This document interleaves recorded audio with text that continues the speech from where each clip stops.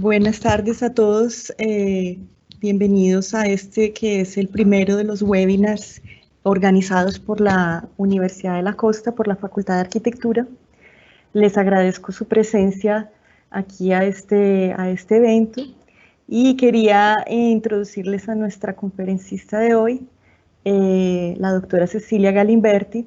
Es doctora en Arquitectura por la Universidad Nacional de Rosario, de Argentina, con estudios de postdoctorado en urbanismo, planeamiento y ordenamiento urbano territorial, y además de esto es investigadora adjunta del Consejo Nacional de Investigaciones Científicas y Técnicas, CONICET, y del Centro Universitario Rosario de Investigaciones Urbanas y Regionales, CURDIUR, de Argentina. Cecilia también es profesora del área de Teoría y Técnica Urbanística de la Facultad de Arquitectura, Planeamiento y Diseño de la Universidad Nacional de Rosario, y es profesora e investigadora internacional del Departamento de Arquitectura de la Universidad de la Costa. Entonces, bienvenida Cecilia y gracias por compartir esta conferencia con nosotros. Muchas gracias, Sandra. Muchas gracias por la invitación del Departamento de Arquitectura de la Universidad de la Costa ante la invitación de esta serie de conferencias que tengo el placer de ser la primera, de estar con ustedes conversando y dar puntapié inicial de este ciclo de conferencias que se van a desarrollar. En conjunto el jueves será la segunda y en las próximas semanas otros conferencistas internacionales e invitados. Muy buenas tardes a todos, espero que todos se encuentren muy bien en cada uno de sus hogares, frente a este contexto tan complejo que estamos viviendo. Pero por eso también celebro esta iniciativa de poder, a pesar de las adversidades, continuar pensando, reflexionando, conversando, intercambiando ideas y miradas sobre los desafíos que tenemos justamente en la actualidad y en pos de las ciudades y los territorios en el futuro. También tengo la grata noticia de contarles que desde una iniciativa del Departamento de Arquitectura de la Universidad de la Costa se ha creado una red internacional de investigación de arquitectura y urbanismo, denominada Red Habitar, de la cual comienzan a formar parte distintas universidades de diversos países. La Universidad de Rosario, por ejemplo, ya se ha integrado a la misma. Y aprovechamos esta instancia también para invitarlos a todos aquellos que quieran formar parte de esta red que tiene como objetivo justamente desarrollar nuevas miradas, estrategias, investigaciones e indagaciones sobre lo complejo del habitar en las realidades contemporáneas desde sus múltiples perspectivas, por lo cual ahora Sandra seguramente en el apartado de preguntas y respuestas les va a dejar el link de un formulario al cual invito a todos aquellos que estén interesados en formar parte de la red para poder realizar investigaciones conjuntas, publicaciones conjuntas, que dejen sus datos para luego poder continuar este intercambio y coordinar futuras actividades, intercambios, no solo destinada a investigadores formados y profesores de las universidades, sino también invitamos a aquellos alumnos avanzados, a aquellos alumnos que tienen estos intereses en el estudio y la indagación sobre las ciudades y el territorio y el habitar en sus diversas perspectivas, a que se unan para poder, como comenté, realizar nuevas indagaciones articuladas. Bien, vamos a dar paso entonces a la charla que hoy nos convoca, que se ha denominado Ciudades. ¿Se ha dejado? Sí, está Sin problemas. Vamos a volver a compartir, si es posible. Bien. Ahí se ve la presentación, ¿no? Sí se ve. Bien. Gracias. Bueno, el tema de esta charla justamente nos conduce a pensar la ciudad, a soñar la ciudad del mañana, a imaginarla, a prefigurar la ciudad es justamente el eje central para los arquitectos y los urbanistas. Nuestro objeto, me gusta decir que personalmente, las ciudades es mi objeto de deseo, de obsesión. Pero la ciudad también es objeto de miradas, pensamientos y reflexiones de múltiples disciplinas que imaginan y han imaginado las ciudades del futuro. Desde el cine, por ejemplo, ya se han anticipado futuros utópicos y distópicos de las ciudades, prefigurando sus morfologías, sus innovaciones tecnológicas y especialmente las relaciones entre los habitantes que en ella habitan. Por ejemplo, Fritz Lang, en 1927, imagina una metrópolis del 2026 y proyecta tanto las tipologías edilicias como esas formas urbanas del futuro, inspirado en los rascacielos de principios del siglo XX de Nueva York. Él mismo comenta que esa imagen de la metrópoli futura fue a través de un viaje de Alemania a Estados Unidos, a la ciudad de Nueva York. Y en ese sentido también las distintas formas de movilidad, las aéreas, pero también en los distintos niveles que presenta esta ciudad, las grandes fábricas, introduciendo temas de debate social claves de principios del siglo XX, en el momento donde desarrolla la película, como la lucha de clases, la alienación del trabajo de los obreros contra la burguesía.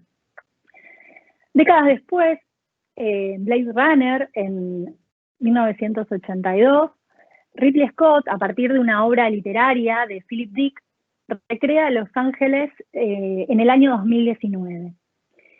Y vaticina para las grandes ciudades del futuro, como vemos en las imágenes, una alta contaminación, vulnerabilidad social, ambiental, la problemática de la superpoblación, también el poder y el control de las multinacionales, pero a su vez incorpora la importancia de la arquitectura, de las persistencias de la arquitectura en la ciudad, como por ejemplo en las escenas que transcurren en la Ennis House de Frank Lloyd Wright y en el Bradbury Building, ambas obras justamente de Los Ángeles.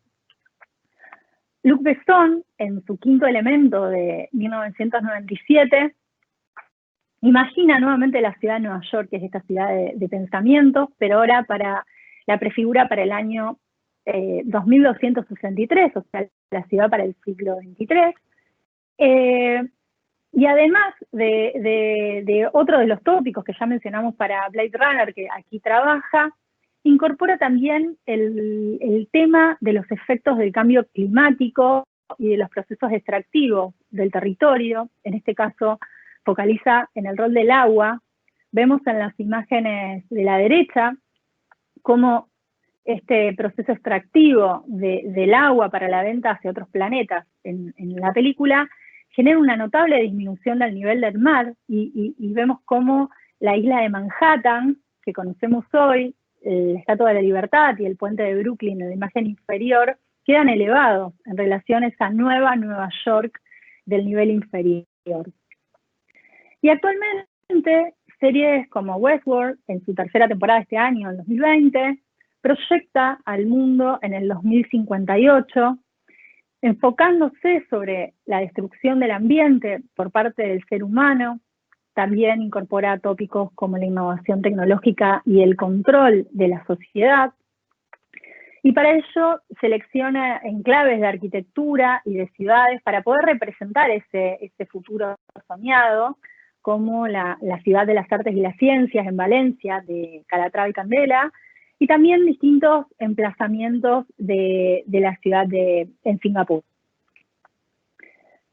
Pero la ciudad del futuro también se ha prefigurado desde la literatura, siendo clave la obra de Tomás Moro, en 1516, Utopía, que justamente es quien acuña este concepto tan utilizado en la contemporaneidad.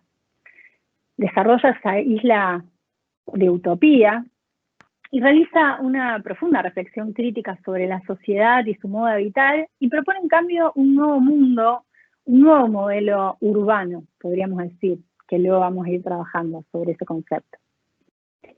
Y son múltiples las obras que exponen futuros hipotéticos, ciudades del mañana, estas obras literarias de autores como Julio Verne, o Edward Bellamy o George Orwell. Y si bien en la historia se reconocen distintos proyectos y ideas de estas ciudades ideales, digamos, del futuro, estas propuestas especialmente aumentan a partir de la revolución industrial, frente al gran éxodo del campo a la ciudad, y de las graves problemáticas de insalubridad, higiene y déficit de viviendas en las nuevas metrópolis. Se desarrollan así nuevas miradas, nuevos debates, nuevas reflexiones acerca de cómo deberían ser las ciudades y los espacios para habitar para los seres humanos. Y es en ese contexto, en el siglo XIX, que surge el urbanismo como disciplina, como una ciencia de la urbanización, como la define el propio Ildefonso Cerdá en su Teoría General de la Urbanización en 1867. Y es desde este periodo que se postulan numerosas propuestas de modelos ideales urbanos y territoriales para el futuro de las ciudades.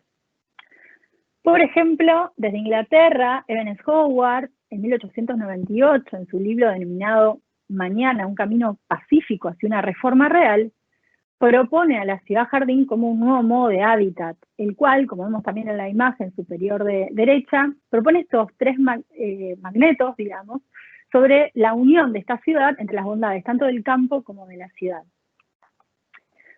Desde España, Arturo Solimata plantea un nuevo tipo de urbanización lineal que está estructurada por la movilidad a través de una especie de columna vertebral compuesto por el sistema ferroviario y tranviario. Desde Francia, Tony Garnier propone la ciudad industrial, la cual prevé para 35.000 habitantes, y está motivada justamente por esta importancia a principios del siglo XX de maximizar la producción, pero propone una zonificación funcional que ordene el desarrollo territorial y que asegure la higiene y la sanidad de sus habitantes. En 1924, Le Corbusier publica el libro La ciudad del futuro.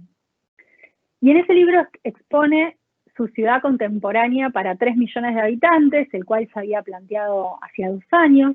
Luego, en 1925, presenta el Plan Voisin para el centro de París. Y finalmente, en la década del 30, entre el 33 y 35, desarrolla su Ville Radix como un modelo abstracto, universal de la ciudad del futuro, que está estructurado a través de la zonificación funcional, que, como vemos, no presenta rastros de la ciudad histórica o preexistencias, sino que la compone a través de esta tabula rasa, y con 4 categorías básicas que están tipificadas en el habitar, trabajar, descansar y circular, como lo explicita en su Carta de Atenas. De manera que proyecta esta ciudad del futuro como una máquina de vivir.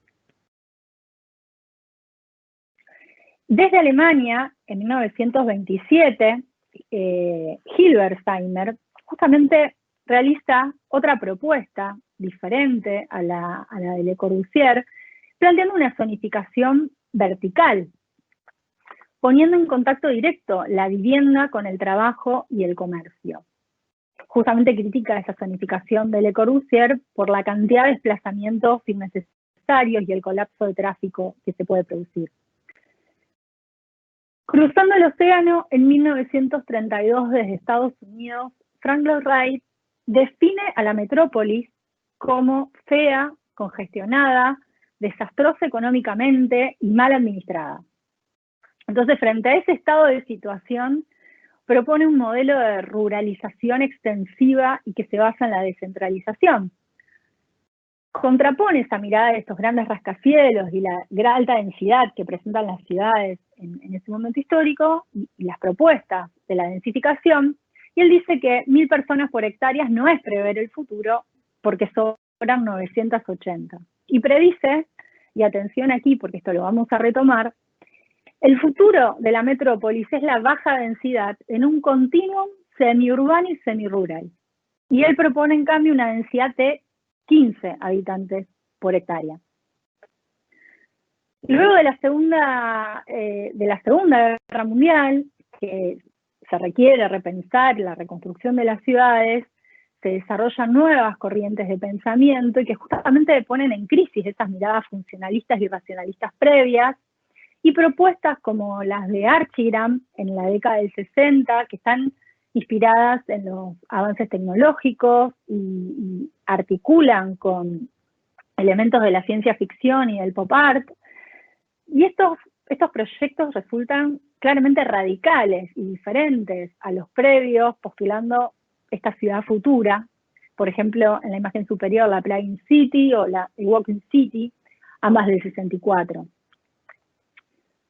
Pero, simultáneamente a esas propuestas que veíamos de Archigram, los planificadores urbanos y los organismos técnicos que están encargados de configurar ese conjunto de normas, de reglamentos, de planes reguladores, por ejemplo, vemos en la imagen a Robert Moses en su propuesta para Nueva York, también tienen en su mente imágenes de ciudades ideales y ciudades del futuro, modélicas, ciudades a las cuales hay que llegar en 50 o en 100 años, imaginando estas realidades hipotéticas, y consideran, por ejemplo, de que estas ciudades iban a triplicar o quintuplicar sus habitantes en ese plazo de tiempo, y entonces planifican las ciudades teniendo en mente esa ciudad del futuro, y para esa sociedad del futuro.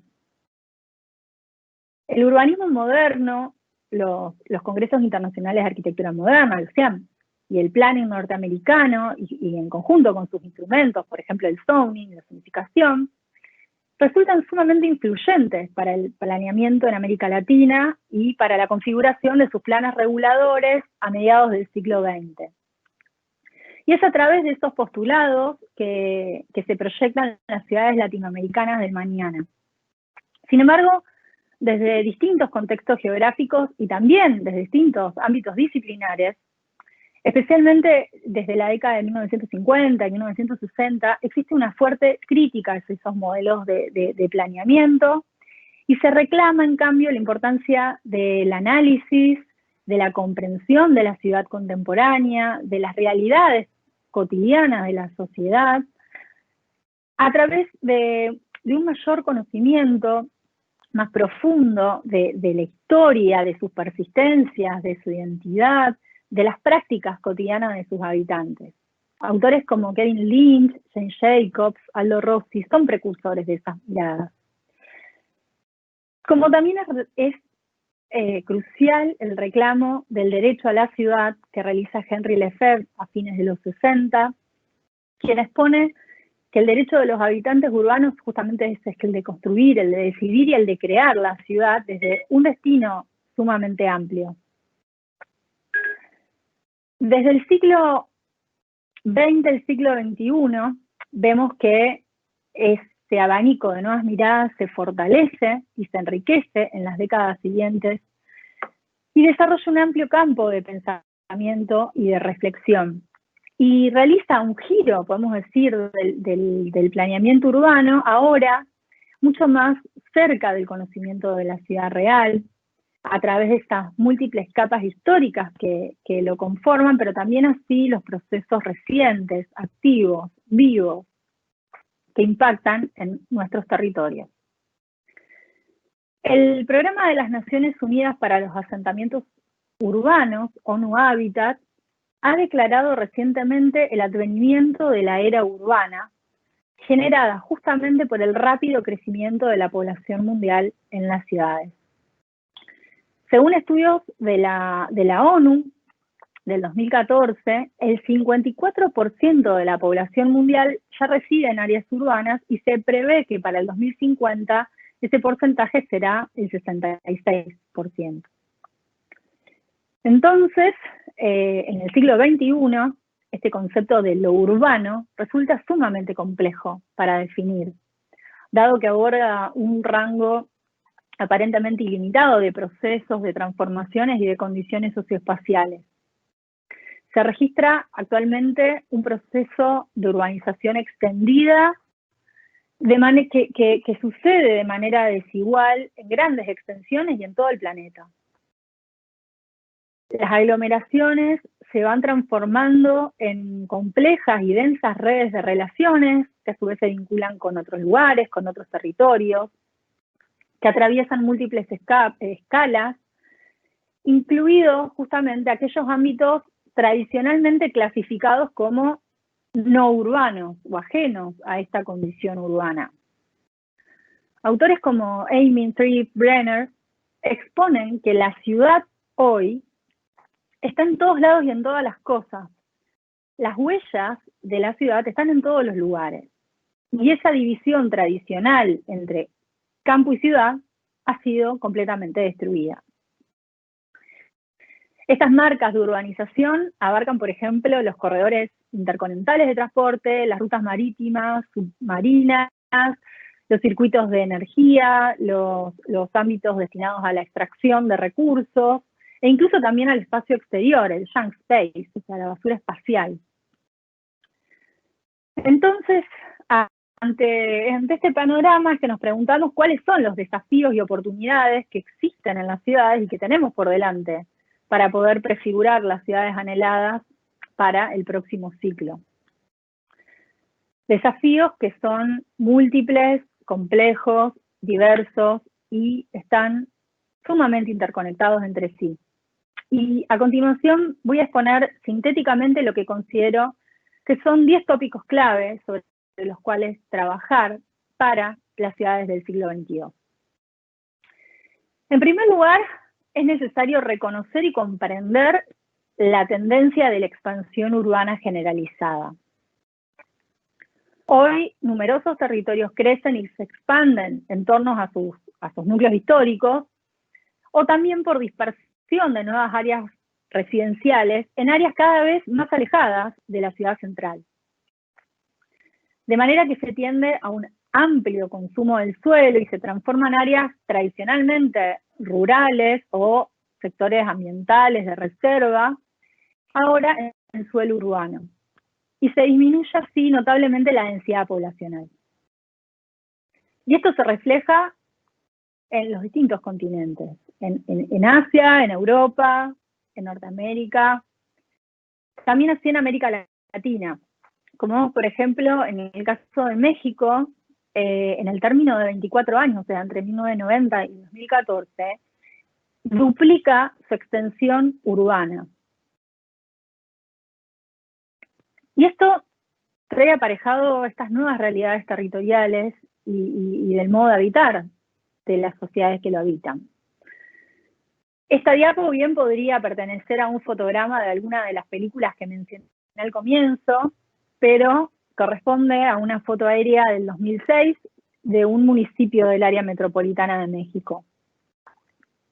Entonces, frente a lo expuesto, a este contexto, podemos decir que queda totalmente obsoleta la dicotomía entre lo urbano versus lo rural, dado que se reconocen gran cantidad de hectáreas que corresponden a espacios intermedios, con procesos y realidades que no responden ni a lo urbano ni a lo rural, y son espacios que poseen características tanto de una u otra categoría, pero que no son ni ciudad ni campo, sino que son espacios que se conforman mayormente como una mera yuxtaposición de fragmentos, de diferentes partes que poseen lógicas autónomas y que son distintas entre sí.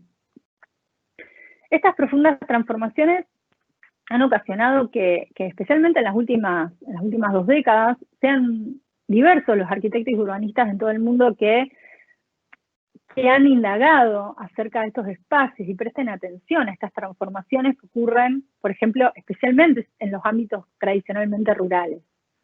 Por ejemplo, Rem Koolhaas, en su investigación de Countryside, actualmente exhibida en el Guggenheim de Nueva York, en este momento obviamente cerrado por las vicisitudes que estamos viviendo, pero desde principios de este año se ha instalado la misma en el Guggenheim, e indaga acerca del campo y de sus cambios con relación al urbano.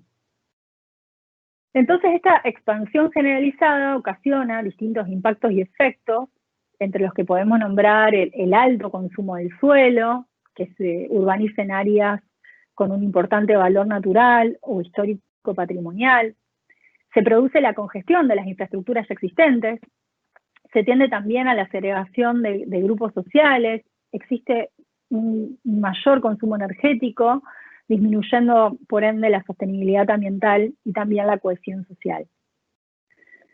Y todo esto incide en un notable cambio en los patrones de movilidad, dado que los principales movimientos no son entre centro y periferia, sino que son multidireccionales, porque esta dispersión en el territorio no es solo de población, sino también de las actividades. Entonces se produce este gran incremento de flujos de personas y de mercancías. Esta expansión de la ciudad y este grado de dispersión están íntimamente vinculados al progreso de las tecnologías, de la comunicación y del avance del transporte, porque si bien en esas diapos previas que veíamos del siglo XIX, es el ferrocarril el que fomenta una expansión lineal de la ciudad, es el automóvil el que posibilita el acceso a todo el resto del suelo. O sea, aparentemente de manera ilimitada puede llegar a cualquier sitio. Y por ende cualquier sitio puede llegar a ser objeto de urbanización. Y estas realidades, como vemos en el ingreso a Buenos Aires, Argentina, se replican como postales idénticas en los ingresos de las distintas ciudades en distintos lugares del mundo. Entonces, es fundamental poder comprender e indagar sobre estos impactos que tiene la movilidad en los territorios. Por ejemplo, justamente las superficies de estacionamiento, o sea, de parqueadero, que se requieren debido al fuerte incremento de automóviles individuales. Entonces, estas nuevas lógicas de urbanización están directamente asociadas a la dependencia del coche particular, y quien no dispone de un automóvil individual en los ámbitos suburbanos prácticamente no puede residir en esos enclaves. Vemos, por ejemplo, en Estados Unidos, ante el modelo del Urban Sprawl, que es frecuente, muy frecuente, la existencia de 2 o más autos por vivienda, incluso más de un auto por adulto en edad de manejar, de conducir. Y por otra parte, también es crucial la movilidad de mercancías, que también genera un notable impacto en el territorio y las sociedades que lo habitan.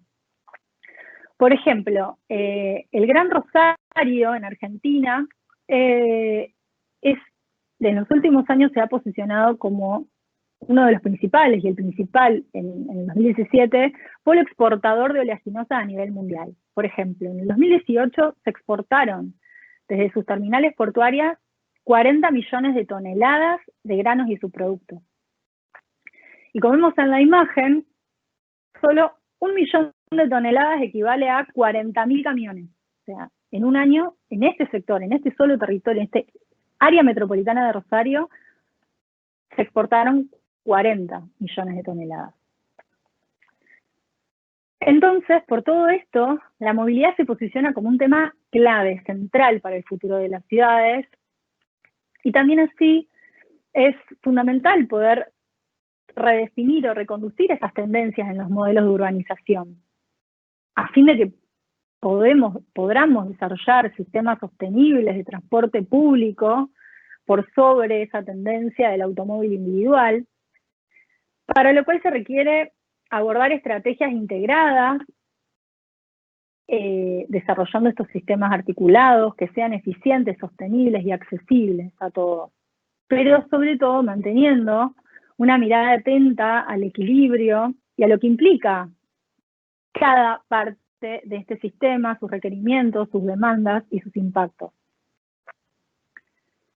Estos cambios generalizados, como ya hemos mencionado, se encuentran presentes en todo el planeta y justamente se da una particular relación entre lo global y lo local.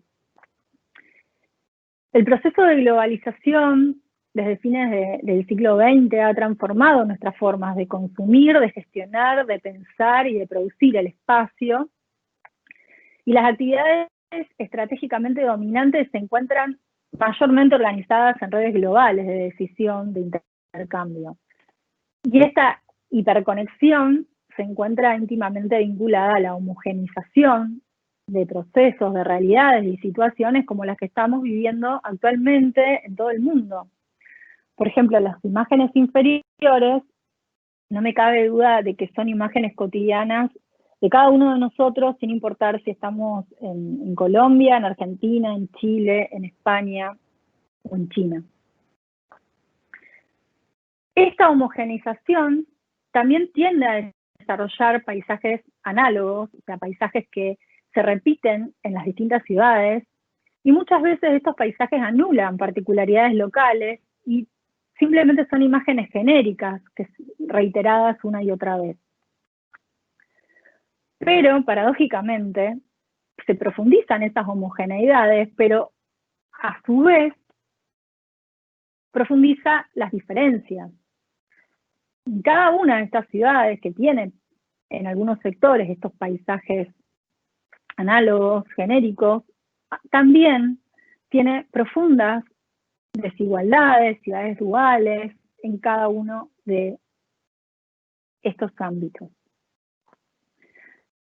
Además, las políticas neoliberales extremas y en algunos casos, ámbitos, especialmente en América Latina, es una tendencia de la pérdida del poder del Estado por sobre la fortaleza del poder privado, han permitido que gran parte de estas transformaciones urbanas que suceden respondan más a las demandas del mercado que a las lógicas locales. Por ejemplo, como sucede con el caso de compañías multinacionales, por ejemplo, en la imagen vemos a Louis Dreyfus Commodities, que está presente en distintas ciudades en los distintos continentes. Y con sus intervenciones, estas multinacionales impactan fuertemente a cada ámbito en donde se asientan, y en múltiples aspectos, ya sea en sus morfologías, en las dinámicas sociales, ambientales, económicas, y tienden a neutralizar o anular los efectos que generan y las propias necesidades locales. Entonces, es que en este contexto, que es fundamental comprender cómo la economía global impacta las estructuras territoriales históricas, o sea, cómo se produce esa nueva relación con lo local, cómo lo transforma. Las ciudades que se encuentran en esta red de economía global tienen que estar muy atentas a profundizar la integración de la sociedad local, de fortalecer sus gobiernos, ese fortalecimiento del Estado que mencionaba antes, y de los mecanismos políticos basados en una amplia plataforma democrática y participativa. Muchos de estos efectos de impactos vinculados a la globalización conducen justamente al cuarto desafío, que es la sostenibilidad de las ciudades y el territorio. Y si bien el ser humano ha afectado a la naturaleza de forma radical desde las sociedades más primitivas, es a partir del último siglo que podríamos decir que existe una aceleración de estos efectos de impactos, pero sobre todo también hay una mayor conciencia de esos efectos y impactos. De manera que reconocemos que estos cambios en los modos de producción y las nuevas demandas globales generan desequilibrio ecológico, mayor desigualdad, degradación en cada uno de nuestros ámbitos locales. Son numerosos los impactos y efectos que atravesamos cotidianamente en las distintas ciudades a nivel mundial que afectan y atentan contra la calidad ambiental. Y si bien el concepto de sostenibilidad surge de la ecología, el cual se refiere a cómo un ecosistema se mantiene en el tiempo con mínimas modificaciones, y también está íntimamente asociado con el concepto de resiliencia, la capacidad de volver a su estado original luego de un disturbio. En las últimas décadas, este concepto tiene un notable peso también en el ámbito de las ciencias sociales, dado que existe una nueva mirada que se focaliza sobre el rol de las sociedades en sus ambientes. Y se reflexiona sobre cómo el territorio es utilizado comúnmente, y parafraseando a Alberto Magnay, en una bestia de carga. Es decir, el territorio se libera se suele tratar al mismo como un mero soporte de funciones. Por ejemplo, en los procesos extractivos en el territorio, que están llevados a cabo muchas veces por empresas privadas transnacionales, que persiguen cumplir sus objetivos, y el objetivo es obtener la mayor ganancia posible, y no tienen en cuenta el ambiente o los habitantes en las localidades en donde se están produciendo esos procesos extractivos. Y una vez finalizados dejan profundos impactos y efectos. Todas las acciones y procesos presentes en el territorio, en mayor o menor medida, producen impactos al ambiente, ya sea la contaminación, inundaciones, sequías, pérdida de biodiversidad, por lo cual la sostenibilidad no puede afrontarse desde una perspectiva sectorial, estanca, limitada, sino que es crucial, que está atravesada y reconocida a través del análisis de los múltiples procesos intervinientes, en sus distintas escalas y en los distintos actores que están implicados. Y esto también ha conducido a profundizar las desigualdades y a una mayor fragmentación espacial y sociocultural. Junto a la aceleración del proceso de urbanización, se ha producido una fractura social y que tiene formas concretas de segregación a través de verdaderos guetos de pobreza, podríamos decir, como son las villas miseria en Argentina, las invasiones en Colombia, en Ecuador, las favelas en Brasil, las callampas en Chile, entre tantas otras, con nombres distintos, pero con los mismos patrones. Entonces, cuando hablamos de segregación, no nos referimos únicamente al aspecto físico, material, sino que también la segregación comprende lo social, lo ideológico, lo jurídico, y cuando hablamos de marginalidad, hablamos de una integración no alcanzada, es decir, hay un derecho limitado, hay una separación clara entre aquellos que tienen acceso a la ciudad y aquellos que no. Y los cambios que mencioné previamente acerca de las dinámicas del mercado y de las estructuras económicas a nivel mundial también han ocasionado y ocasionan grandes movimientos migratorios, tanto nacionales como internacionales, que se reflejan en un enorme déficit habitacional. Y volviendo al derecho de la ciudad que planteaba Lefebvre, ese derecho implica el derecho a una vivienda digna. Sin embargo, vemos que en numerosos ámbitos, y nuevamente, especialmente en América Latina, ese derecho a la vivienda digna registra décadas de retraso en soluciones y políticas. El programa ONU Habitat estima que actualmente en el mundo existen 1.600 millones de personas en hogares inadecuados. Por ejemplo, en México y en Brasil hay más de 20 millones de habitantes que registran déficit habitacional en cada uno de esos países.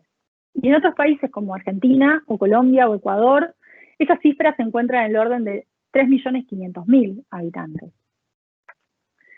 Por lo cual, si queremos ciudades del siglo XXII que sean más equitativas y con una mayor calidad de hábitat, es fundamental que profundicemos la indagación y las reflexiones en torno a la vivienda, y la vivienda abordada desde su perspectiva más integral, en conjunto con los equipamientos y los servicios necesarios, tanto desde el proyecto, pero también desde las políticas públicas que posibiliten y aseguren ese acceso.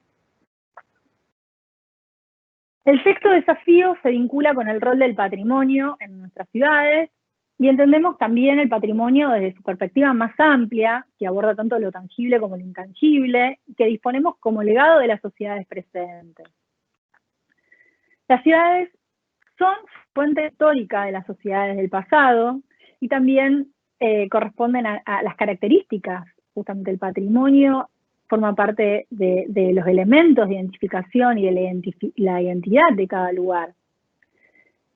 Y tener una mirada atenta al patrimonio no significa museificarlo, petrificarlo, sino que consiste en poder interpretar cuáles son sus reglas y las formas de integración con los distintos componentes, ya sea patrimonio ambiental, edificado, tangible o intangible, como mencionaba antes, que se suceda a lo largo del tiempo.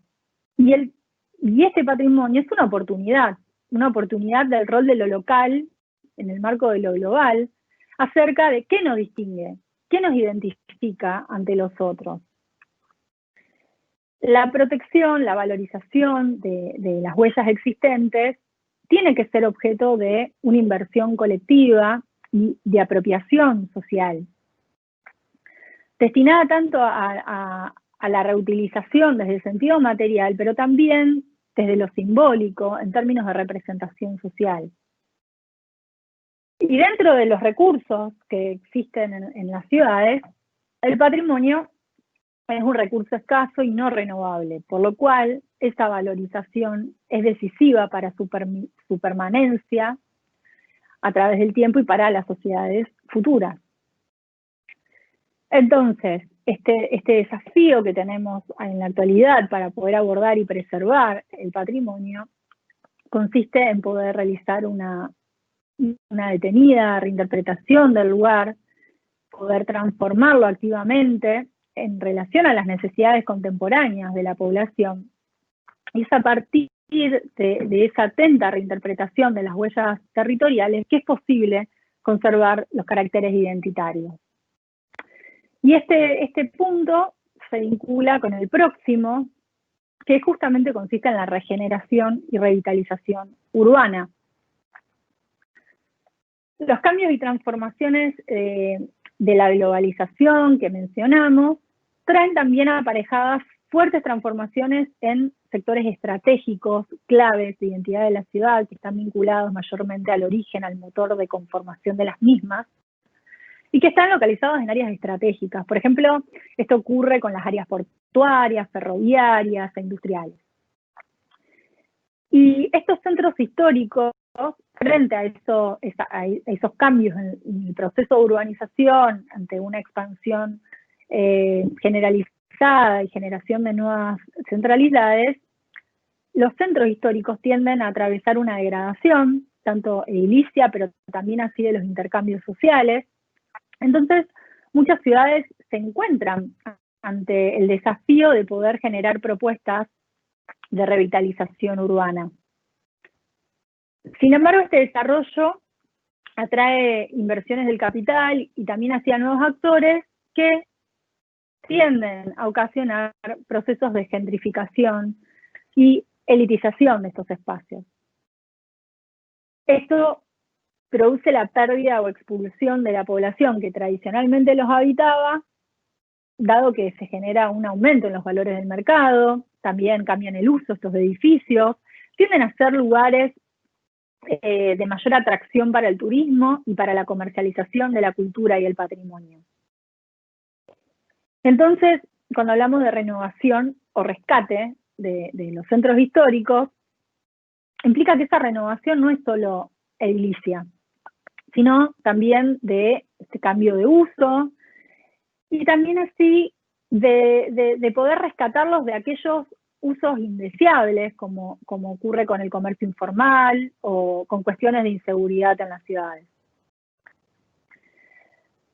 Por otra parte, también la revitalización y regeneración urbana tiende a una homogeneización de sus resultados, ya sea por las funciones, los nuevos usos que en ellos se desarrollan, los actores que los habitan o los visitan, como decía, la gran cantidad de turismo, hasta de las morfologías resultantes. Es frecuente que en estos espacios revitalizados aparezcan estas arquitecturas de autor presentes en distintos centros, en distintas ciudades del planeta. Entonces se configuran como productos del mercado global. Y estos espacios, a pesar de que están íntimamente asociados a la identidad, a la historia de la ciudad, se tienden a posicionar como parques temáticos, podríamos decir, como escenografías que están destinadas al turismo, y que distan en gran manera de otras realidades en la misma ciudad, muchas veces de los habitantes originarios que fueron desplazados y que ahora tienen que vivir bajo otras características. Entonces, los centros históricos tienden a posicionarse como estos espacios expectantes para la visita, para el consumo, siendo muy común, ya sea Cartagena, como Valparaíso, como Colonia del Sacramento, Es recurrente encontrar museos, galerías, librerías, cafés, restaurantes de comida típica o tiendas de souvenirs. Entonces este paisaje urbano que se transforma, los espacios públicos que en ellos existen, tienden a ser espacios altamente especializados y para un determinado grupo de población, como decirlo, visitantes. Y tienden a alejarse a los pobladores locales. Por lo cual esto también nos conduce a reflexionar sobre el rol del espacio público para las comunidades locales en la actualidad y sobre todo sobre el rol del mismo en el futuro. La esencia de las ciudades es la esencia de su espacio público, justamente es en el espacio público donde se materializa el poder de la ciudadanía, donde es el espacio de encuentro por los habitantes, es un ámbito físico, simbólico, político, y frente a esta presión de expansión urbana generalizada, dispersión, segregación, es fundamental redefinir los espacios públicos urbanos. En la actualidad existe una tendencia de la privatización del espacio público, como también de la no producción de espacio público. Esto lo vemos, por ejemplo, en la habilitación de numerosos loteos residenciales, sin equipamientos ni servicios, barrios cerrados, abiertos y cerrados. También así hay muchas ciudades, por ejemplo las imágenes inferior como Buenos Aires, que pretenden resolver los problemas de inseguridad y de vandalismo a través de enrejar todos sus parques, sus plazas y sus monumentos. En cambio, el espacio público debe garantizar el acceso, debe garantizar en términos de igualdad la apropiación por parte de distintos colectivos sociales y culturales, de género y de edad. Por ejemplo, prestar especial atención a las necesidades específicas de las mujeres, de los ancianos, de las personas con discapacidad, de los niños. El espacio público implica la mezcla social y hace de su uso un derecho ciudadano de primer orden, nuevamente el derecho a la ciudad, por lo cual hay que asegurar el acceso y la apropiación de todos los habitantes y de todas las clases sociales. Construir la ciudad para el siglo XXII es tener un proyecto de ciudadanía, habitar colectivamente este espacio y al que todos los actores podamos producir nuevas territorializaciones. Y frente a este estado de la cuestión es que el rol de la academia, de nuestra disciplina y de la enseñanza y el aprendizaje, en este caso de los saberes de la arquitectura y el urbanismo, consiste sin dudas en uno de los principales desafíos posibles y necesarios de abordar desde múltiples ángulos, ya sea desde la innovación, en el diseño, en el proyecto, en la construcción colectiva, en el debate colectivo, desde instrumentos analógicos, pero también a través de la utilización de nuevas tecnologías y recursos, desde reflexiones sobre el habitar y el espacio arquitectónico, y para ello es fundamental comprender la historia, la teoría arquitectónica y urbana, las diferentes miradas a través del tiempo y de distintos contextos geográficos. Desde el volver a hacer, a experimentar, aprovechando el espacio colectivo del taller. Ese espacio colectivo del taller es uno de los espacios que personalmente más extraño en este contexto de cuarentena. Como dice Richard Sennett en su libro El artesano, es a través de la estrecha relación entre la mano y la cabeza, que, como también parafraseando a Juan y Palasma, nos valemos de la mano que piensa con sus intencionalidades y habilidades propias. Tenemos que recordar que cada desafío implica nuevas oportunidades, como los nuevos desafíos que tenemos de la enseñanza y aprendizaje virtual, en el que todos estamos experimentando en estos momentos, pero que también configuran nuevas posibilidades y estrategias ante las incertidumbres que estamos atravesando. Y también prontamente vamos a poder volver a recorrer y caminar las ciudades y los territorios, manteniendo una mirada atenta a los espacios cotidianos que nosotros habitamos, pero también prestar atención a los espacios que habitan los otros. a estar atentos a cómo cada elemento, cada componente de la arquitectura incide en la ciudad y en el día a día de cada habitante.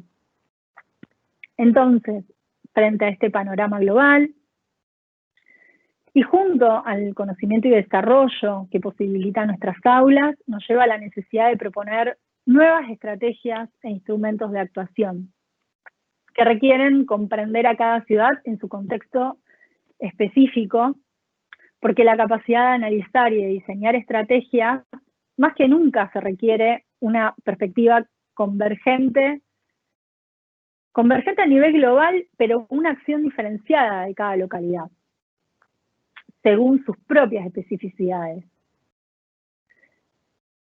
Pero esas respuestas también tienen que estar articuladas en la multiescalaridad y en la multiactoralidad, es decir, que requiere esta íntima relación entre las distintas escalas geográficas, políticas, temáticas y actorales. Y para ello es fundamental la participación ciudadana durante todo el proceso y fortalecer los medios e instrumentos, como mencionaba anteriormente. Entonces, a fin de prefigurar ese mañana anhelado, es fundamental que podamos articular las diversas capas, pero conocer cada una de ellas, construyendo redes territoriales de cooperación y también rompiendo dicotomías estancas y taxativas de estos límites jurisdiccionales. Mi territorio llega hasta aquí y cruzando esa línea o ese arroyo es tu problema, ¿no? Para lo cual se requiere prestar suma atención a los procesos no entienden de fronteras, y elaborar nuevas estrategias e instrumentos de acción para lograr una mayor sostenibilidad y una mayor calidad de vida para todos los habitantes. Y volviendo a la literatura, dado que son tan valiosos y enriquecedores los cruces y miradas entre las distintas artes y disciplinas sobre la ciudad y el territorio, Marguerite Duras, quien es además cineasta, en Los ojos verdes, hace una profunda reflexión sobre la realidad de las ciudades. Dice que ya no hay calles donde verse, hay gentes por todas partes y no hay nadie. Ya no quedan pueblos, solo aglomeración. Ya no hay calles, hay autopistas. Las ciudades se borran del suelo, se yerguen hacia arriba. Encierran las calles, ya no hay apertura hacia el mar. La ciudad. ¿Y qué puedes hacer tú? Todo es distinto. Y sin embargo, el truco está allí, todo. Tú solo tienes que mirar. ¿Entiendes? Una cita tan poética y tan clara acerca de los cambios vertiginosos que atravesamos y atraviesan las ciudades, nos conduce justamente a reflexionar sobre cómo podemos imaginar y prefigurar las ciudades del siglo XXII. Pero para ello tenemos que tener una mirada atenta y profunda a nuestra realidad. Solo tenemos que mirar. Porque el futuro inicia hoy. Es decir, para que efectivamente se concrete la ciudad que soñamos para el siglo XXII, y creo que todos compartimos en la misma mirada sobre la ciudad del siglo XXII, consensuamos que tienen que ser ámbitos más equitativos, igualitarios, sostenibles, que presenten una mayor calidad de vida, mejores condiciones de hábitat para todos los ciudadanos. Sin duda es necesario comprender profundamente e intervenir, actuar en la ciudad de hoy. Por eso es tan importante poder generar estos intercambios y poder, en el marco por ejemplo, en el marco de la red que mencionaba, poder desarrollar estas nuevas miradas, nuevos intercambios, para poder prefigurar ese futuro. Ahora, bueno, también quiero decir que muchos de esos temas forman parte de investigaciones de colegas que están trabajando y que están indagando en este momento. Por eso es tan importante poder realizar también ese intercambio de miradas. No sé si hay preguntas. Sandra, si hay... Bueno, aquí abrimos el chat. Ustedes pueden encontrar en la parte derecha del monitor Es posible hacer preguntas y respuestas que podemos responder al vivo. En este momento nadie ha hecho preguntas, entonces les dejamos la oportunidad para preguntar.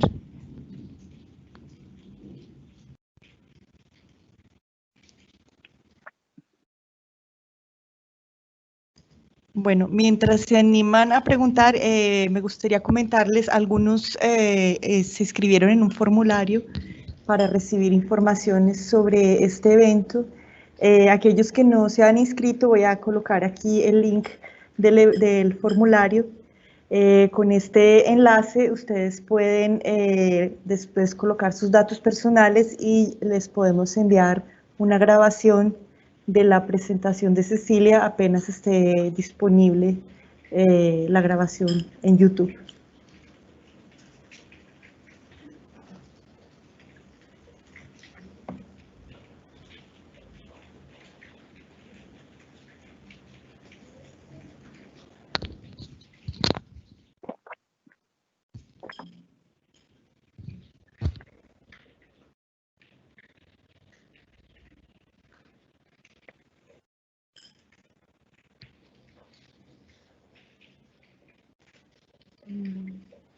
Bien, creo que están todos un poco tímidos hoy. Bien. Bueno, si surge alguna consulta o alguna duda, también pueden completarla en el formulario que hemos compartido al principio en relación a la red, dado que hay un espacio también para poder realizar comentarios y para poder que ustedes también presenten sus propias iniciativas o incertidumbres o temas. Como comentaba, ha sido un recorte muy breve que he realizado como 10 grandes paraguas, pero por supuesto que hay muchísimos temas más sobre los cuales seguir indagando y trabajando y que seguramente lo van a seguir realizando en las próximas charlas, que la próxima también es el próximo jueves, este jueves, a las 4 de la tarde. Bueno, Cecilia, aquí tenemos una pregunta de Marcela. Ella pregunta, ¿estos retos los enfrentaban las ciudades antes? ¿Qué otro incluirías teniendo en cuenta el miedo que hay en la actualidad a volver a utilizar las ciudades como lo hacíamos hace unos meses atrás? Bien, interesante pregunta en este momento. Justamente creo que, y en eso hice tanto hincapié sobre el rol del espacio público. El rol del espacio público es central como ciudadanos. O sea, somos, como decía Aristóteles, animales sociales. Es imposible poder cercenar el rol del espacio público en nuestras realidades, por lo cual, sin duda, va a existir miedo en este momento y en los próximos meses, pero creo que esa posibilidad que brinda el espacio de diversidad, de múltiples acciones, de poder estar colectivamente juntos sin necesariamente estar tan cercanos, es que nos posibilita poder, por un lado, valorar ese espacio, valorar esos recursos y, por supuesto, que esto también pasará. También eso, sin duda, nos conduce a reflexionar sobre las ciudades y hay tantas miradas sobre repensar las ciudades post-pandemia. Pero personalmente considero de que sin duda esas nuevas indagaciones creo que tenemos que reflexionar acerca de cuáles son las calidades del hábitat. A mí lo que me conduce a reflexionar es de esos 1.600 millones de personas que no tienen un hábitat digno. Es necesario que todos tengamos un hábitat digno para poder, por ejemplo, transitar este tipo de situaciones. Es fundamental que haya equipamientos, que haya servicios, que las ciudades no se conformen simplemente como una mera juxtaposición de residencias, porque faltan hospitales, faltan equipamientos, y por eso también han tenido gran parte de nuestras ciudades a reestructurarse y a generar rápidamente nuevos equipamientos en lugares donde no existían. Entonces, considero que esto nos conduce justamente a reflexionar acerca de esos puntos débiles que todos sabemos, pero a accionar sobre los mismos, a generar nuevas estrategias sobre los mismos.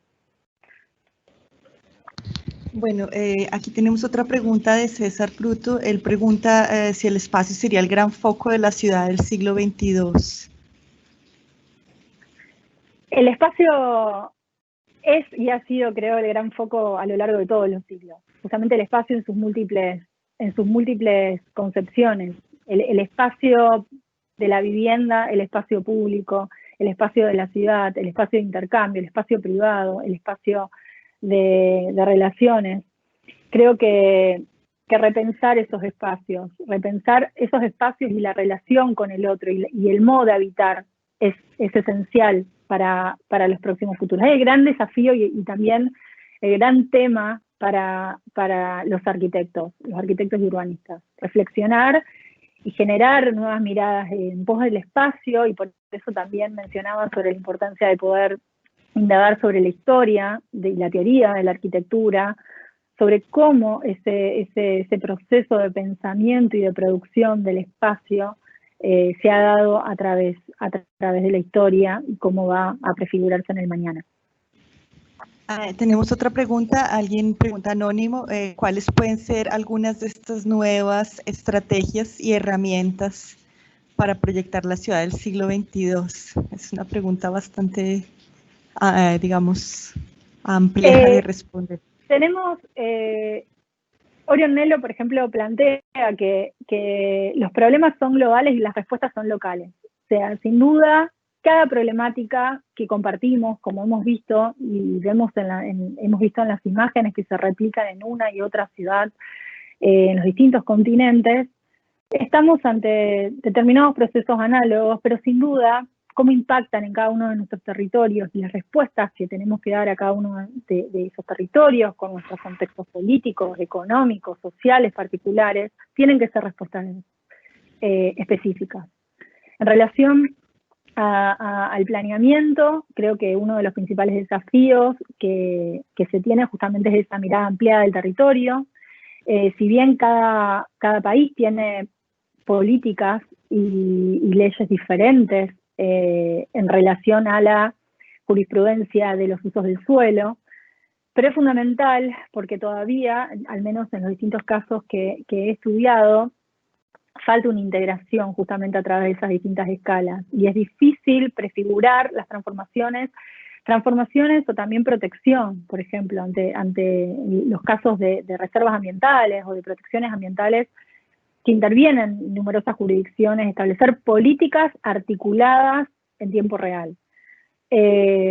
Porque muchas veces se produce ese desfasaje entre los tiempos de la planificación, por eso también esa crítica que se le da a ese planeamiento del futuro que piensa para la ciudad de dentro de 100 años, pero que los procesos son demasiado acelerados para esos instrumentos tan a largo plazo. Entonces, es fundamental poder partir de esos instrumentos ad hoc y también, sobre todo, tenemos este amplio bagaje instrumental, disciplinar, que continuamente se está actualizando, pero ser conscientes de cada una de las problemáticas locales y poder aplicar coordinadamente, reitero, entre los distintos niveles estatales de cada uno de nuestros países y sobre todo la participación social. Hemos visto, y sin ir más lejos, una de las autoras que mencioné, si bien fue en la década del 60, Jane Jacobs, como una periodista, una ama de casa, que logra frenar procesos ya establecidos, digamos, ya prefigurados de esa gran avenida que iba a atravesar la plaza, justamente por el reclamo de la sociedad. O sea, el poder de la sociedad es sumamente fuerte. Entonces, estos procesos tienen que la sociedad ser empoderada.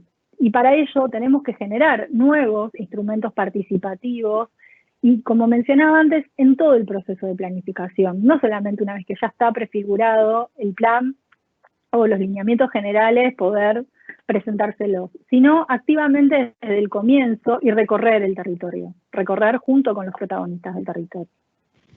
Bueno, sobre esta pregunta de recorrer el territorio, sobre esta respuesta, María Carolina nos pregunta cómo cómo articular las dinámicas culturales locales en espacios urbanos que desconocen esta lógica. Y Luis Campo también nos hace una pregunta que yo podría amarrar también a esta pregunta de María Carolina, es ¿cómo es el rol de la identidad cultural en la producción del espacio público en las ciudades del siglo XXII? Él pregunta esto teniendo en cuenta que en el medio cada vez más globalizado, digamos que la facilidad muchas veces o necesidad de cambiar de lugar es muy fácil por múltiples situaciones, pero digamos, me imagino que aquí la pregunta que quiere hacer Luis es que, digamos, la velocidad de la ciudad contemporánea no proporciona demasiado tiempo para generar esos vínculos de apropiación con el territorio. Y la pregunta de María Carolina es cómo generar unas dinámicas culturales en espacios urbanos que desconocen esta lógica. Justamente esos temas son centrales vinculados también atándolo al tema del espacio público y también vinculado a lo que comentaba recién sobre el rol de las sociedades en el territorio, que justamente la apropiación local de la sociedad puede frenar cualquier proceso y es esa apropiación que tiene que defender sus espacios. Es la propia población que tiene que estar atenta a defender sus espacios, por supuesto, no los únicos. O sea, el conjunto de técnicos, los políticos y especialistas tienen una alta responsabilidad y tienen supuestamente estos conjuntos de saberes disciplinares para poder llevar a cabo estos instrumentos, pero con un profundo respeto y escucha atenta a la población. Porque estas dinámicas de reconversión del patrimonio, de la identidad de estos lugares que tienden a ser, como mencionaba antes, parques temáticos o altamente de atracción del turismo que desplazan a los habitantes locales, tienen desde el Estado que tener una profunda atención y de resguardo de esos habitantes a través de distintas políticas impositivas, económicas, estratégicas, que puedan preservar a sus habitantes con esa apropiación. En realidad, si bien los procesos son muy acelerados, los habitantes tienen este vínculo, esta topofilia, como decía Chituán, acerca de este enlace profundo en relación al propio lugar. Entonces, ese vínculo está establecido con los habitantes y el territorio, pero muchas veces no tienen los recursos o las herramientas para poder realmente defender o frenar estos fuertes procesos avasallantes y tan veloces. Bueno, hay dos preguntas que nos hacen sobre las granjas urbanas. Preguntan si las granjas urbanas serían una nueva iniciativa para las ciudades del futuro. Sí, sin duda y por lo general las granjas urbanas y las huertas urbanas están íntimamente vinculadas en nuestras ciudades a esos espacios intermedios que mencionaba antes y que a su vez es un nuevo modelo acerca de la ecología, de prácticas agroecológicas y sobre el rol del periurbano y estos espacios intermedios en los cuales hay determinadas prácticas que se producen en las extensiones rurales que requieren determinadas prácticas como fumigaciones o colocación de determinados fertilizantes que son altamente tóxicas cercanos a áreas urbanas, por lo cual produce a su vez esta nueva posibilidad de producir agroalimentos ecológicos, pero también una íntima relación con el habitar cotidiano y también así con la preservación del suelo, porque también, y dentro de este impacto, uno de los impactos ambientales y la alta cantidad de inundaciones que se producen en las últimas décadas en muchos territorios también están vinculados con la impermeabilización del suelo, por lo cual es una de las estrategias justamente para poder reinvertir esta lógica. Bueno, aquí Sofía Rivera nos hace un comentario. Los desafíos planteados son muy interesantes. Considero que el contexto de esta pandemia ha venido a demostrar nuevamente la caducidad del modelo de ciudad neoliberal que ya ha sido ampliamente criticado no solo desde el urbanismo, sino también desde la geografía. polarización económica, sobre especialización del espacio urbano, etc.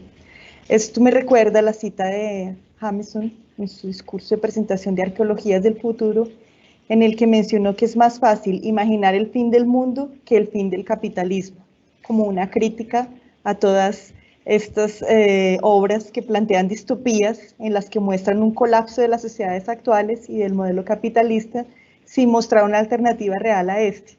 Y aquí viene la pregunta de Sofía, es ¿cómo podemos pensar y planear alternativas a la ciudad neoliberal que en verdad desafíen el modelo de producción del espacio que actualmente predomina?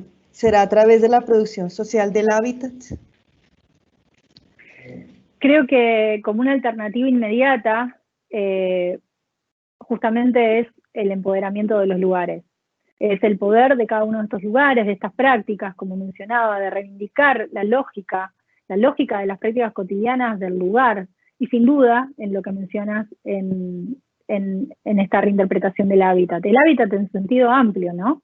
Como comentaba, pero a esa escala local, a escala del lugar, a poder reconocer estos nuevos procesos y dinámicas locales que puedan dar respuestas de abajo hacia arriba, no de arriba hacia abajo.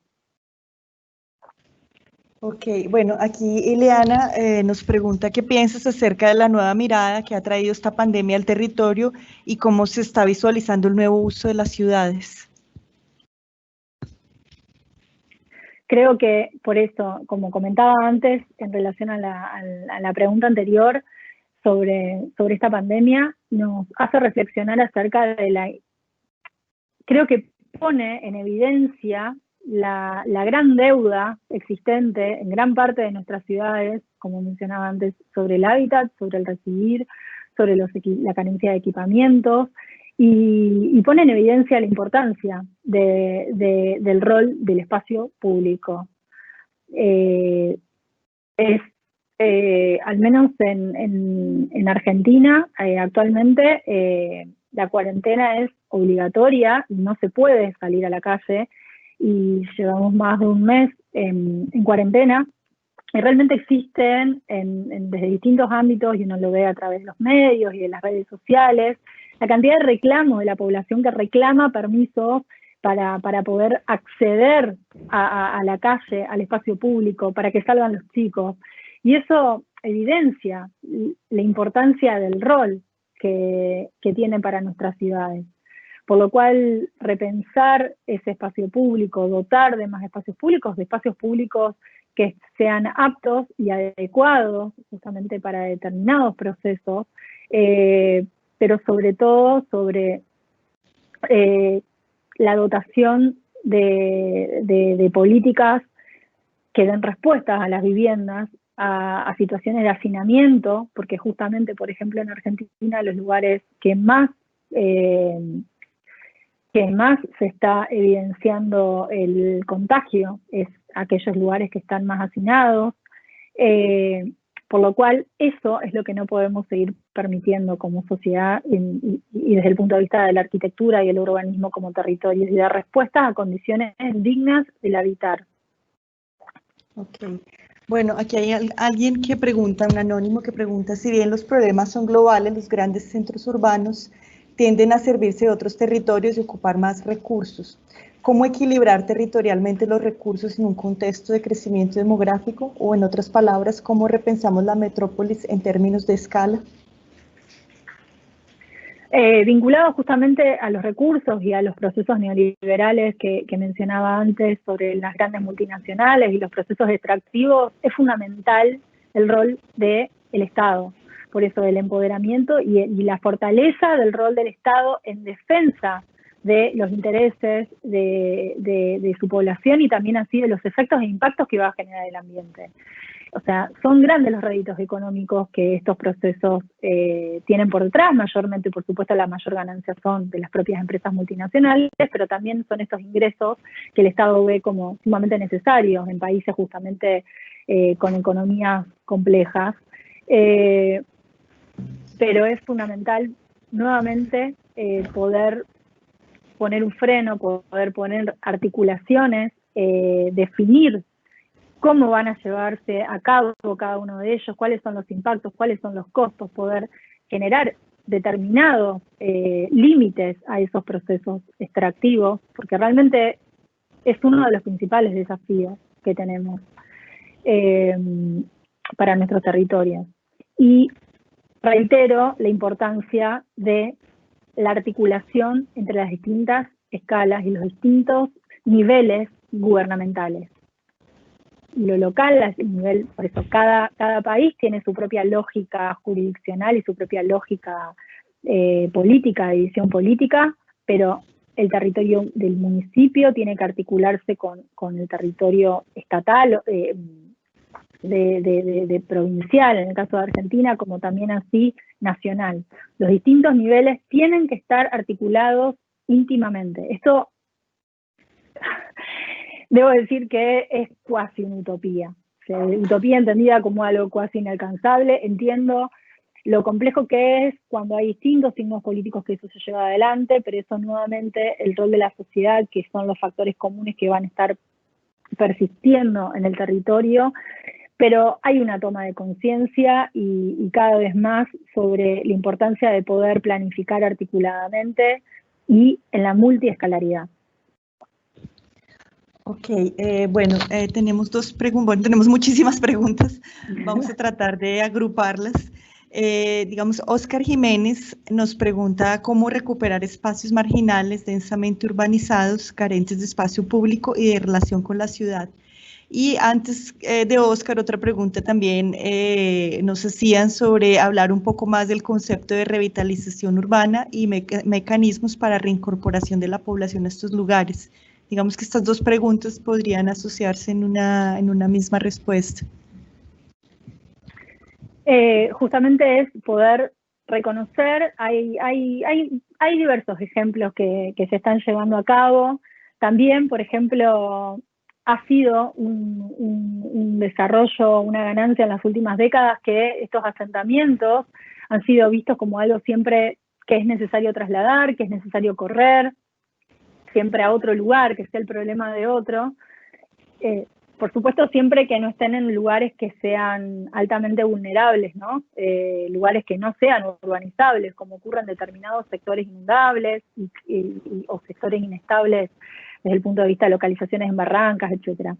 Pero por fuera de ello es fundamental poder intervenir, por eso ad hoc, desde el espacio local, escuchando a esa población, cuáles son sus requisitos, cuáles son sus requerimientos, y poder, por supuesto que es necesario cuando uno interviene en asentamientos con condiciones no adecuadas para el habitar, que se requieren realizar el traslado de familias, pero siempre haciendo un trabajo muy, muy detallado, muy particularizado, en el cual se escucha a toda la población desde el principio, cuáles son sus requisitos, cuáles son sus alternativas, y viendo las posibilidades de poder ser relocalizadas de estas familias cercanas justamente a sus vecinos y generando nuevos espacios públicos, pero sobre todo, reitero, nuevos equipamientos, servicios e infraestructuras que requieren estos espacios, y sobre todo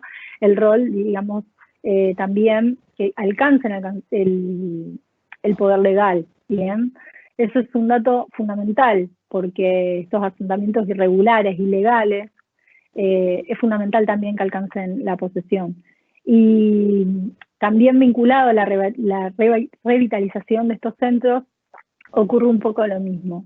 Hay determinadas alternativas que a lo mejor parecen como muy pequeñas, pero que producen mucho crecimiento, cuando en estos centros históricos se van identificando cada una de estas construcciones, las cuales muchas veces están ocupadas. Entonces se identifica quiénes son los propietarios y existe una inversión por parte del Estado para poder rehabilitar esa construcción, porque muchas veces están en altas condiciones de deterioro.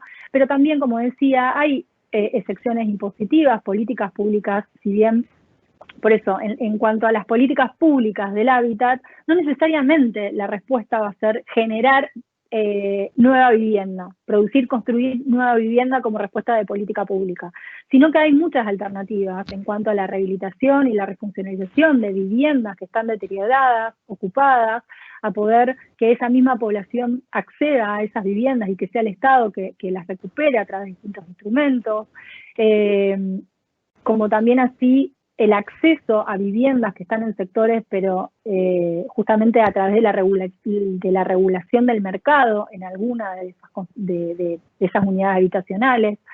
Es posible es clave que la intervención estatal tiene que estar presente, por eso la fortaleza de los gobiernos locales estatales.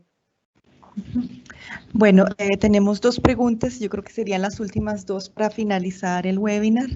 Jennifer tiene una pregunta sobre cómo haríamos para incentivar a las demás carreras, a las personas que no estudian arquitectura, cómo les transmitimos el hecho de que la ciudad pide auxilio, pide un nuevo aire, un nuevo espacio público, pide ser planificada y poder ayudarla en todos los sentidos. Bueno, qué interesante, porque justamente, como mencionaba antes, si bien los arquitectos y los urbanistas nos sentimos un poco como los dueños de todas las ciudades, como les dije, realmente las ciudades es un objeto de deseo, de obsesión, de pensamiento continuo, pero la ciudad es de todos, justamente es la gran obra de arte y el espacio del habitar, por los cuales, y como hemos visto por los informes de la ONU Habitat, ya la mayoría, o sea, podemos decir de que la mayoría de la población mundial es urbano, por lo cual a todos nos atraviesa las ciudades. Y creo de que todos somos conscientes, no importa nuestra profesión, disciplina o nuestro trabajo, nuestra labor, que somos conscientes de los problemas que tienen las ciudades. Creo que lo que muchas veces no somos conscientes es que podemos accionar a través cada uno de nuestros conocimientos, de nuestros bagajes y de nuestras posibilidades, podemos dar una mirada y una respuesta a ello. Y especialmente, por eso también, volviendo al tema de la red, que no es solo una red de arquitectura y urbanismo, sino que están sumamente invitados todas las disciplinas, si hay alguien que, o conocen, por eso como comentaba, amigos de otras carreras, porque es necesario mirarlas de las distintas disciplinas, desde la geografía, de la sociología, de la antropología, de la economía, de la política. Es fundamental la articulación de miradas. Claramente, desde nuestra disciplina tenemos una mirada, que sabemos que intervienen las otras, pero sin duda tenemos que trabajar en manera conjunta. Bueno, y ya, bueno, la pregunta final es de Carlos Santana, y él pregunta sobre el tema de la movilidad pública. Dice que digamos, muchas veces vemos que se implementan propuestas como Transmilenio, Transmetro, etcétera, pero aún así estas propuestas no compensan la calidad de vida social. Entonces él pregunta cómo se podría lograr la implementación adecuada con respecto al tema de movilidad pública. Por eso, justamente la movilidad es imprescindible que esté abordada integralmente. O sea, no puede ser una política sectorial la movilidad. Únicamente esta temática sectorial que se resuelve de este modo. Como veíamos, está íntimamente vinculada a los modelos de urbanización. Entonces, es necesario cambiar esos modelos de urbanización, es necesario poder pensar nuevas estrategias para nuevos modos de urbanización y que incorporen articulación en el sistema de transporte público. Sistemas que no solo sea, que a su vez ha sido un enorme avance, en el caso de Colombia ha sido realmente un referente a nivel internacional, el Transmilenio y el Transmetro, pero requiere esa articulación con todo el resto de las posibilidades, hasta dónde puede llegar el automóvil individual, hasta dónde puede, y para ello las plazas, hasta dónde pueden funcionar los sistemas de ciclovías y de acceso por bicisendas y el uso de la bicicleta, articulada con cada uno de estos sectores y articulado justamente a la red de tejido urbano y de espacio público, con el conjunto de equipamientos y los lugares de residencia. Es necesario poder pensarlo articuladamente. Digamos, con esto ya finalizamos el webinar. Las preguntas, tuvimos 39 preguntas, no tuvimos la oportunidad de responderlas a todas, pero las vamos a responder, digamos, vamos a agruparlas y responderlas y enviarles las respuestas por correo. Les recuerdo nuevamente, los que quieran recibir la grabación de este webinar, aquí al inicio de las preguntas y respuestas hay dos enlaces. Bueno, hay un enlace para ser parte de la red de investigación internacional que está siendo creada por la Universidad de la Costa, y hay un formulario, un enlace para un formulario para que ustedes puedan enviar sus datos y les podamos enviar un enlace de la presentación del video con la presentación. Muchas gracias, Cecilia, por tu participación. Muchas gracias por compartirnos todo este conocimiento. Y bueno, los esperamos en nuestro próximo webinar del próximo jueves sobre estructuras. Hasta luego. Muchas gracias a todos. Muy feliz tarde. Feliz tarde.